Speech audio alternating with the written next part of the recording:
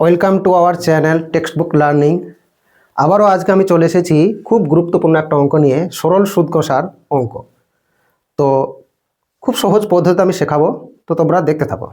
দেখো, কোনো মূলধন একই বার্ষিক শতকরা সরল সুদের হারে 7 বছরে সুদে আসলে 7,100 টাকা এবং 4 বছরে সুদে আসলে 6,200 টাকা হলে মূলধন ও বার্ষিক শতকরা সরল সুদের হার নির্ণয় করি।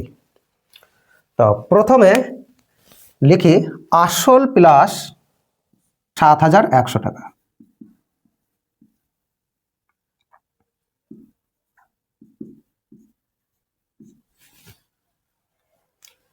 এবং 4 বছরের সুদে আসলে 6,200 টাকা। তাহলে আসল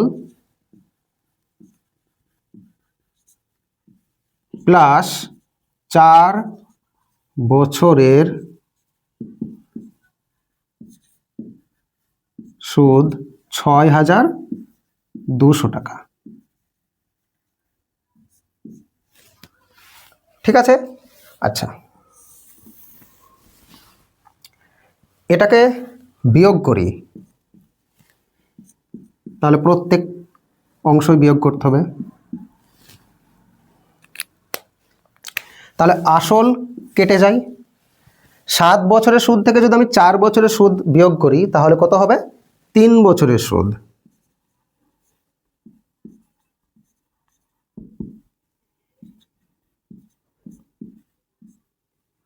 তিন বছরের সুদ কত হবে? তাহলে এটাকে বিয়োগ করতে হবে।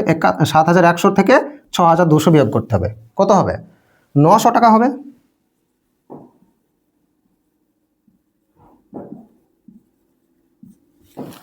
তাহলে 3 বছরের সুদ পেলাম 900 টাকা।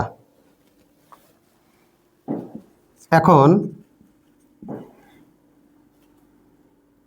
1 বছরের সুদ কত হবে? তাহলে 900/3। তাহলে কত হবে কাটলে? 300 হবে। 300 টাকা। তাহলে 4 বছরের সুদ কত হবে? 4 বছরের সুদ 300 ইন্টু 4, তাহলে কত হচ্ছে? 1200 টাকা। তাহলে আমরা 4 বছরের সুদ পেলাম 1200 টাকা। আবার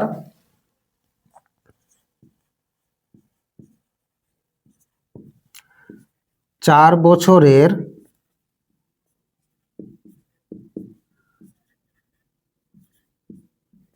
সুদ আসল সমান 4 বছরের সুদ আসলে কত দেওয়া আছে? 6,200 টাকা। তাহলে 4 বছরের সুদ আসল হচ্ছে 6,200 টাকা।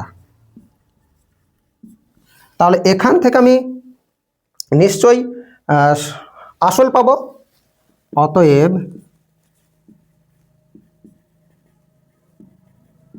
আসল সমান কত হবে? সুদে আসল থেকে যদি আমি সুদ বিয়োগ করি তাহলে আসল পাবো। তাহলে সুদে আসল কত আছে? 6,200 টাকা। বিয়োগ করতে হবে আমাকে সুদ।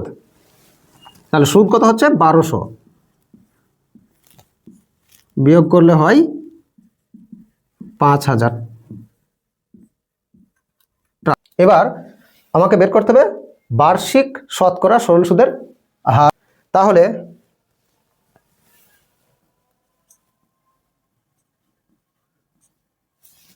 এখন আয় সমান কত পেলাম? আয় সমান 1200 টাকা। পি সমান কত পেলাম? পি মানে হচ্ছে প্রিন্সিপাল। কত পেলাম? 5,000 টাকা।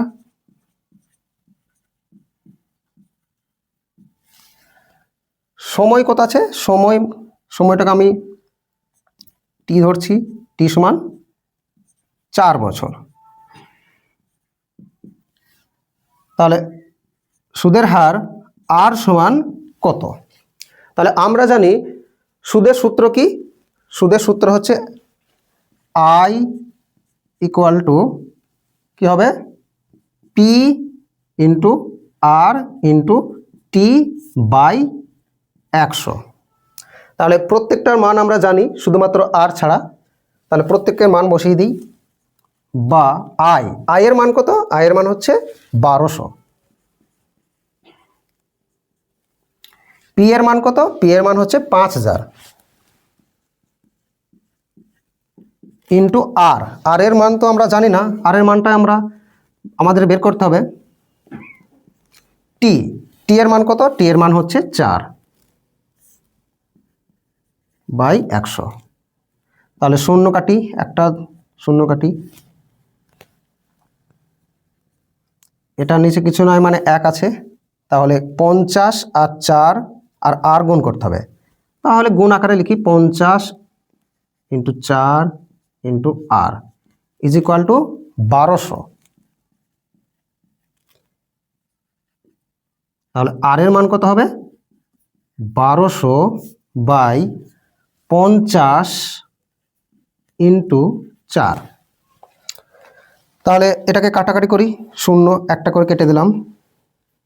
এটাকে যদি আমি 5 দিয়ে কাটি কত হবে? 5 দুগুণে 10 থাকে 2, পাশে একটা শূন্য, 5 24 120। 4 দিয়ে কাটলে কত হয়? 4 6 24, অর্থাৎ 6। অতএব মূলধন সমান কত পেলাম? মূলধন পেয়েছি আমি 5000 টাকা।